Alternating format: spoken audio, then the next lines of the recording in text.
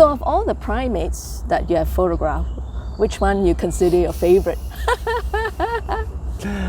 My favorites. I don't really have a favorite because I find all of them very unique. They have very unique traits. They're all very human-like. I mean, given that they're primates and they're our closest cousins, right? So I love photographing them because they have such intelligence and curiosity, which really cannot be found in any other species. You know, when you talk about looking into the eyes of a wild creature, when you look into the eyes of a wild primate, there's definitely a recognizable intelligence, right?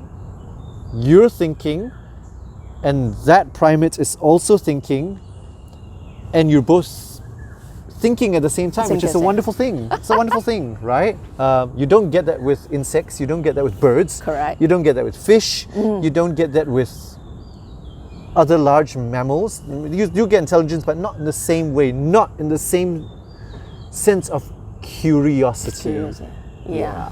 You know, when I was in Danum, yes, I was just alone hiking up a trail, and suddenly something dropped down from sky, from the tree.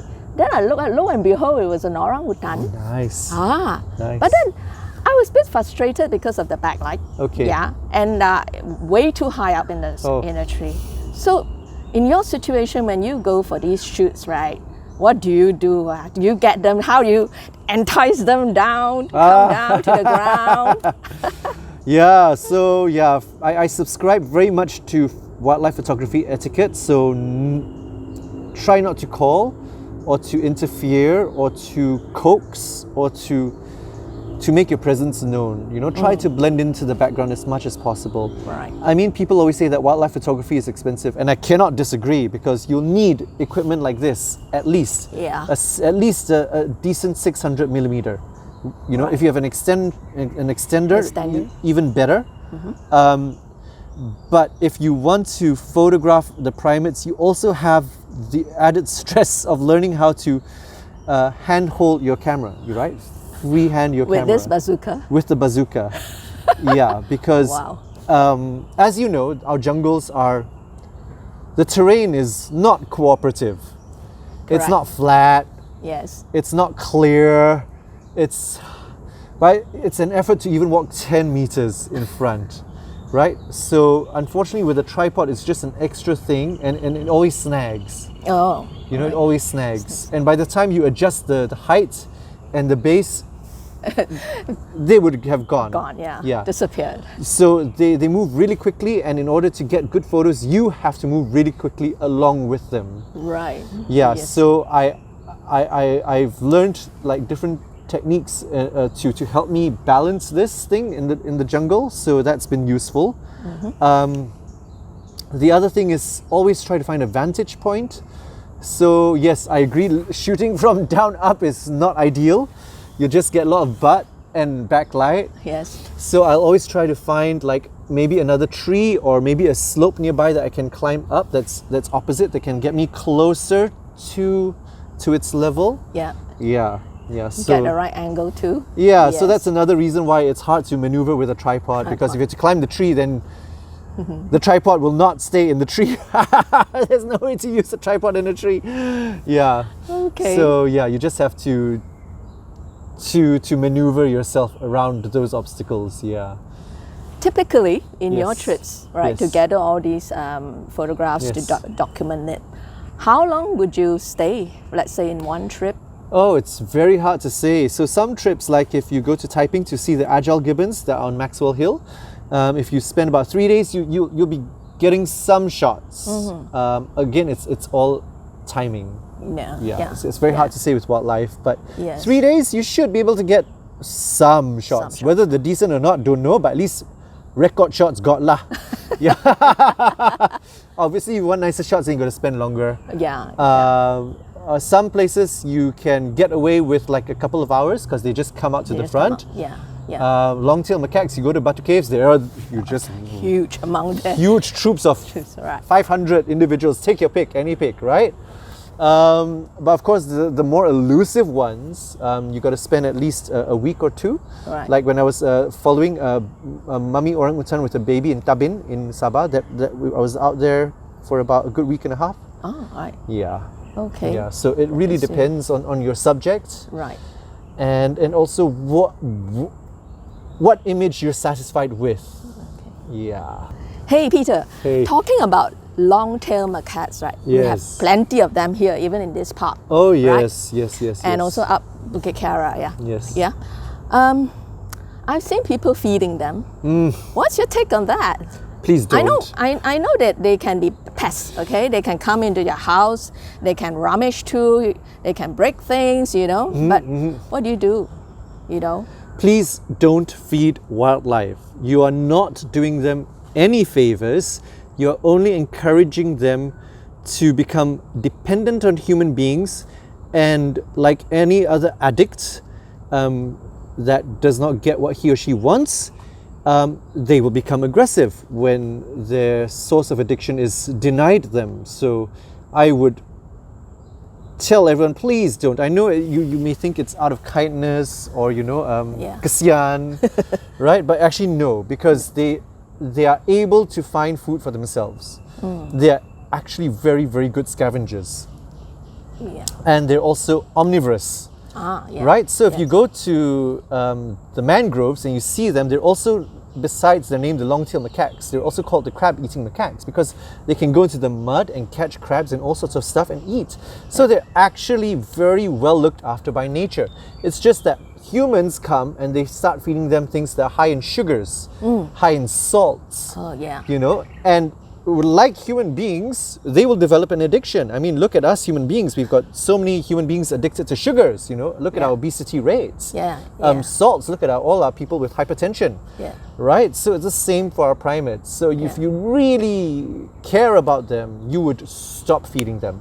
All this behavior, all this aggressive behavior of breaking into other people's homes and taking things, it's all because people started feeding them. It's as simple as that. When I go and see them in the wild, in the rainforest or by the mangroves, they're not aggressive at all. You know, I can cook my meal and they don't even come. They're not interested in what I'm eating because they've never tasted my human food. Correct. Yes. You know, so if you're really concerned about their welfare and their health, you would not feed them. Yeah. That's the better way to do them a favor, okay? Don't feed them. Yes, please. Yes. Yeah. What do you think then is the primary conservation issue with the primates? What do you think is the problem? I think there are two problems that we really need to address. One, of course, is habitat loss. We are expanding our urban centers far too aggressively. And for me personally, I do not see the point of building more new towers, more new skyscrapers, more new buildings, when we already have a glut of empty buildings. Just going to downtown KL, you know, there's so many office buildings that are empty, condominiums that are empty. There really is no need to chop down another forest to build another luxury condo. You know, and what we really need, as we've learned from the MCO, are more green spaces. Really. Yeah. The other issue is, of course, the illegal wildlife pet trade. Yes. That has taken a huge toll, not just on our primates, but a lot of our wildlife.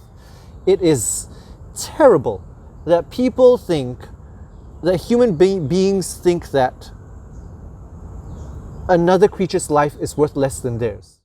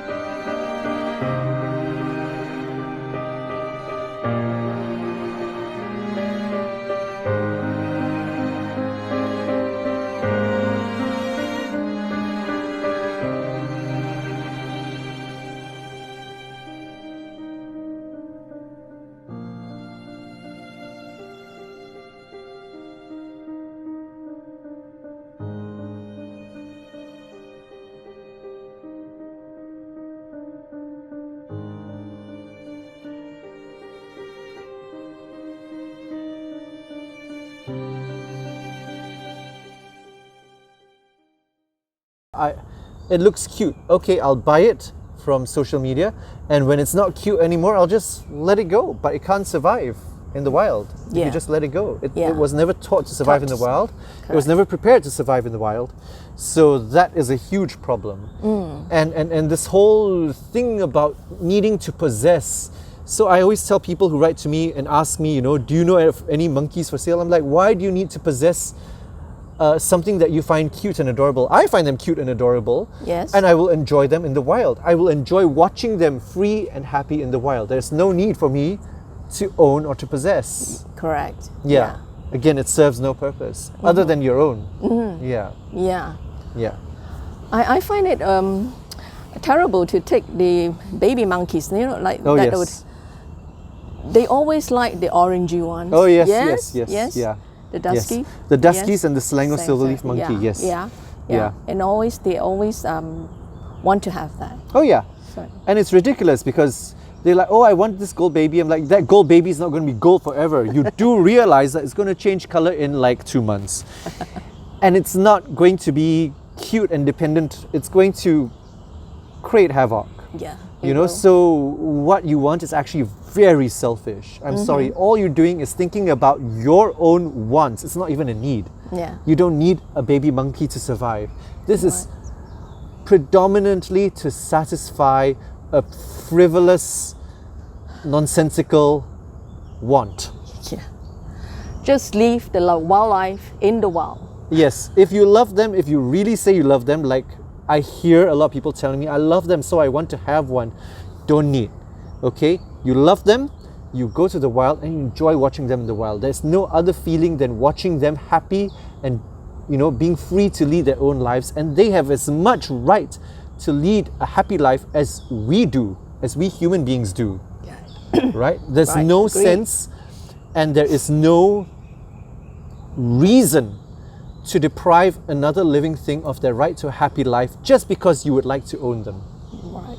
Yes. Moving on, Peter, what are your future plans? What's coming up? Future plans. Well, what's coming up is the continuation of Project Monyet. I still have the rest of our primate species to locate and to photograph and to document. Yep. So that will probably take me a good 2 or 3 years to come. So I'm hoping to be able to accomplish that within that period of time. Wow, okay. I'm looking forward to more of your photographs Thank you and very your much. journey. Thank you. Thank you. Well, we have an audience out there. Perhaps they are photographers, perhaps they are wildlife photographers, or people of interest in nature. So what will be your take, your advice, your words of wisdom to these wildlife photographers out there? I don't think I'm the right person to ask for any words of wisdom. But I will say that, life is really too short. And if this is something you enjoy, if this is something you feel strongly about, if this is something that sparks interest, go for it. Go all out. Go for it, It's go discover, go have an adventure. Malaysia is wonderful, Malaysia is beautiful, Malaysia is biodiverse, Malaysia has still so many parts that are undiscovered and unexplored and undocumented. Correct. So do go out, explore, document, tell other people about it. And really life is too short. If you're not going to do it today, what else are you going to wait for? Yeah. Rightly said. Yeah. Well, thank you, Peter. Thank you so much, Constance, for your time. Coming on to the show. Thank you so much. Yeah. Thank you very much. It's been my pleasure. And I wish you all the best in your future journeys. Thank you very much. I heard there's a conference coming up, so enjoy it with Dr. Jane Goodall. Thank you. Yeah, okay. Thank you. And to our audience out there, do remember to click and subscribe to the channel, MNS Naturegrapher channel, and we'll see you again in another episode. Bye now.